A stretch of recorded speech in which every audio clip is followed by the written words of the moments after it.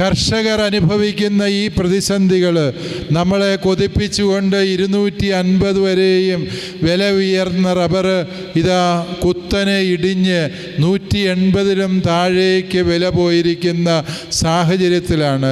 പത്രത്തിൽ മാത്രമേ 180 വിലയുള്ളൂ എന്നും കൊടുത്താൽ എത്ര കിട്ടുമെന്നും കർഷകരായ നമുക്കെല്ലാവർക്കും അറിവുള്ള വസ്തുതയാണ്. പ്രിയപ്പെട്ട റബ്ബർ കർഷകരെ, നമ്മളെ ഈ ഗതികേടിലെത്തിക്കാൻ ഇവിടുത്തെ ടയർ ലോബികളുമായി ഒത്തുകളിച്ചത് ഇവിടുത്തെ ഭരണകൂടത്തിലെ ശക്തികളാണ് എന്ന് പറയാതെ നിവൃത്തിയില്ല. ഇവിടെ സാധാരണക്കാരൻ്റെ റബ്ബർ എടുത്ത് ഇവിടുത്തെ സംലഭ്യത വർദ്ധിപ്പിക്കുന്നതിന് പകരം നഷ്ടം സഹിച്ചും റബ്ബർ ഇറക്കുമതി ചെയ്യാൻ, അതുവഴി ഇവിടുത്തെ കർഷകൻ്റെ സ്വപ്നങ്ങൾക്ക് കരിനിഴൽ വീഴ്ത്താൻ കൂട്ടുനിന്നത് സർക്കാരിൻ്റെ ഉന്നത തലത്തിലുള്ള ഉദ്യോഗസ്ഥ ലോബികളാണ്. 5000-6000 കോടി രൂപ ലാഭമുള്ള ടയർ ലോബികളോടൊപ്പം മത്സരിക്കാൻ കഴിയാത്ത കർഷകൻ്റെ അവകാശങ്ങളെ നിഷ്കരുണം ചവിട്ടിമെതിക്കുന്നത് കണ്ടിട്ട് വളരെ നിസ്സംഗതയോടെ നിൽക്കുന്ന കേന്ദ്ര സംസ്ഥാന സർക്കാരുകളിൽ കർഷകർക്കുള്ള പ്രതീക്ഷ അസ്തമിച്ചു എന്ന് പറയാതെ നിവൃത്തിയില്ല. ഓർക്കുക, ഈ ഭരണകൂടങ്ങൾക്ക് മനസ്സുണ്ടായിരുന്നുവെങ്കിൽ പല പദ്ധതികളും നമ്മൾ സർക്കാരിൻ്റെ മുമ്പിൽ വെച്ചതാണ്. ഒന്നാമതായി റബ്ബറിൻ്റെ സബ്സിഡി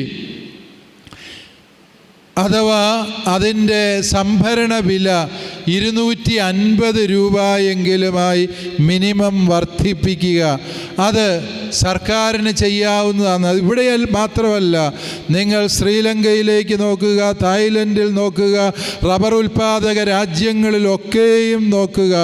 എന്തുകൊണ്ടാണ് അവിടുത്തെ റബ്ബർ കർഷകർ റബ്ബർ കൃഷിയിൽ നിന്ന് പിന്തിരിയാത്തത് എന്ന് ചോദിച്ചാൽ, റബ്ബറിൻ്റെ ഉൽപ്പാദന ചെലവ് മാത്രമല്ല, കർഷകൻ്റെ അധ്വാനത്തിനും അവന് മാന്യമായി ജീവിക്കാനും സാധിക്കുന്ന ഒരു താങ്ങുവില റബ്ബറിന് പ്രഖ്യാപിക്കാനും സബ്സിഡി നൽകാനും അവിടുത്തെ സർക്കാരുകൾക്ക് കഴിയുന്നുണ്ട്. സാമ്പത്തിക ഞെരുക്കമുള്ള ശ്രീലങ്കയ്ക്കും തായ്ലൻഡിനും മറ്റ് റബ്ബർ ഉൽപ്പാദക രാജ്യങ്ങൾക്കും കഴിയുന്ന കാര്യം എന്തുകൊണ്ടാണ് ആഗോളതലത്തിൽ സാമ്പത്തിക ശക്തിയായി 3-ാം സ്ഥാനത്തേക്ക് ഉയരുന്നു എന്ന് നാൾക്കുനാൾ വമ്പ് പറയുന്ന ഈ ഇന്ത്യ മഹാരാജ്യത്തിലെ കർഷകനോട് മാത്രം ഇത്രമേൽ ലജ്ജാകരമായ അവഗണന സർക്കാർ പുലർത്തുന്നത് എന്നുള്ളത് പ്രിയപ്പെട്ടവരെ നമ്മൾ ഗൗരവമായി ചോദ്യം ചെയ്യേണ്ട വസ്തുതയാണ്. അതുകൊണ്ട് നമ്മുടെ ഒന്നാമത്തെ ആവശ്യം ഇതാണ്: റബ്ബറിൻ്റെ വില കർഷകന് എന്തെങ്കിലും മിച്ചം കിട്ടണമെങ്കിൽ അത് 300 രൂപയായി ഉയർത്തേണ്ടതാണ്. ഒരു 250 രൂപ മുതൽ 300 രൂപയ്ക്കുമിടയിൽ റബ്ബറിൻ്റെ താങ്ങുവില പ്രഖ്യാപിക്കാൻ കേരള സർക്കാർ തയ്യാറാകണം. അതിന് കേന്ദ്ര സർക്കാർ വേണ്ട പിന്തുണ കേരള സർക്കാരിന് നൽകേണ്ടതാണ്. നമുക്കറിയാം, കഴിഞ്ഞ വർഷത്തെ കണക്ക് കേന്ദ്രമന്ത്രി നിർമ്മല സീതാരാമൻ പാർലമെൻറ്റിൽ അവതരിപ്പിച്ചപ്പോൾ ഇവിടുത്തെ വലിയ വൻകിട കുത്തക മുതലാളിമാരുടെ ലോണെടുത്ത തുക കിട്ടാക്കടമായി എഴുതിത്തള്ളിയത് കഴിഞ്ഞ 5 വർഷം കൊണ്ട് 14 ലക്ഷം കോടി രൂപയാണ്. അതേസമയം ഈ റബ്ബറിന് 300 രൂപയാക്കണമെങ്കിൽ ഈ സർക്കാർ ലക്ഷം കോടിയുടെ ഒന്നും ആവശ്യമില്ല. ഒരു 2000 കോടി രൂപ നീക്കിവെച്ചാൽ റബ്ബർ കർഷകൻ്റെ ഈ ഗതികേട് പരിഹരിക്കാവുന്നതാണ്. ഉന്നത സമ്പന്നൻ വർഗത്തിൽപ്പെട്ട മുതലാളിമാർക്ക് വേണ്ടി 14 ലക്ഷം കോടി എഴുതിത്തള്ളാൻ തയ്യാറാകുന്ന സർക്കാർ റബ്ബർ കർഷകന് വേണ്ടി ചെറുവിരലനക്കുന്നില്ല. അവൻ്റെ കുടുംബത്തിൽ പട്ടിണിയും പരിവട്ടവുമായി കഴിയുന്നതിനെക്കുറിച്ച് ചിന്തിക്കുന്നില്ല എന്നുള്ളത് ദുഃഖകരമാണ്. രണ്ടാമതായി നമുക്ക് സർക്കാരിൻ്റെ മുമ്പിൽ വച്ച ആവശ്യം തന്നെയാണ്, റബ്ബർ കർഷകർ അവരുടെ റബ്ബർ തോട്ടത്തിലെ തൊഴിൽ അത് ടാപ്പിംഗ് ഉൾപ്പെടെയുള്ള റബ്ബർ തൊഴിലുകൾ തൊഴിലുറപ്പ് പദ്ധതിയിൽ ഉൾപ്പെടുത്തേണ്ടതാണ്.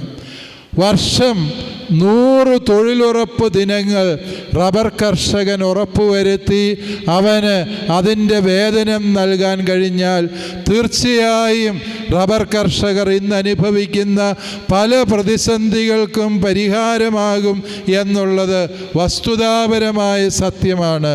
നമ്മുടെ രണ്ടാമത്തെ ആവശ്യം അതാണ്. തൊഴിലുറപ്പ് പദ്ധതിയിൽ റബ്ബറിൻ്റെ തൊഴിലുകൾ ഉൾപ്പെടുത്തിക്കൊണ്ട് കർഷകനെ സഹായിക്കാൻ സാധിക്കേണ്ടതുണ്ട്. മൂന്നാമതായി, ഈ റബ്ബർ ബോർഡ് എന്ന് പറയുന്ന സംവിധാനം ആത്യന്തികമായി കർഷകരെ നന്നാക്കാനുള്ളതല്ല, അത് വ്യവസായങ്ങൾക്ക് പിന്തുണ കൊടുക്കാനുള്ളതാണ് എന്ന സത്യം നമ്മൾ വൈകിയാണ് അറിയുന്നത് എന്ന് തിരിച്ചറിയുക. റബ്ബർ ബോർഡ് പോരാ. കാരണം റബ്ബർ കർഷകൻ്റെ അവകാശങ്ങൾക്ക് വേണ്ടിയോ അവന് ന്യായമായ വില കിട്ടുന്നതിന് വേണ്ടിയോ റബ്ബർ ബോർഡ് ഇന്നേ വരെ ചെറുവിരൽ പോലും അനക്കിയിട്ടില്ല. അതിനുവേണ്ടി സർക്കാരിൽ വ്യക്തമായ പഠന റിപ്പോർട്ടുകളോ സമ്മർദ്ദങ്ങളോ റബ്ബർ ബോർഡിൻ്റെ ഭാഗത്തു നിന്ന് ഉണ്ടായിട്ടില്ല എന്നുള്ളതിനാൽ റബ്ബർ കർഷകർക്ക് വേണ്ടി ഒരു പ്രത്യേക ബോർഡ് ഇവിടെ സംസ്ഥാന തലത്തിൽ സ്ഥാപിക്കുകയും അതുവഴി ഇപ്പോൾ നമുക്കറിയാം കയർ ഉൽപ്പാദകർക്ക് വേണ്ടി കൊയർ ബോർഡ് ഇവിടെ ഉണ്ട് എന്നുള്ളത് നമുക്കറിയാം. സമാനമായി വിവിധ തലത്തിലുള്ള തൊഴിൽ സംരംഭങ്ങളിൽ ഏർപ്പെടുന്നവർക്ക് വേണ്ടിയുള്ള ബോർഡുകൾ ഇവിടെ നിലവിലുണ്ട്. റബ്ബർ ബോർഡിൻ്റെ പ്രവർത്തനങ്ങളിൽ കർഷകർക്ക് വിശ്വാസം നശിച്ചതിനാൽ റബ്ബർ കർഷകരെ പുനരുദ്ധരിക്കുക, സഹായിക്കുക, അതിനുവേണ്ട പഠനങ്ങൾ നടത്തി കേന്ദ്ര സർക്കാരിൻ്റെ പക്കൽ സമ്മർദ്ദശക്തിയായി മാറാൻ കെൽപ്പുള്ള ഒരു സംവിധാനം സംസ്ഥാന തലത്തിൽ രൂപം കൊള്ളണം എന്നതാണ് നമ്മുടെ ആവശ്യം.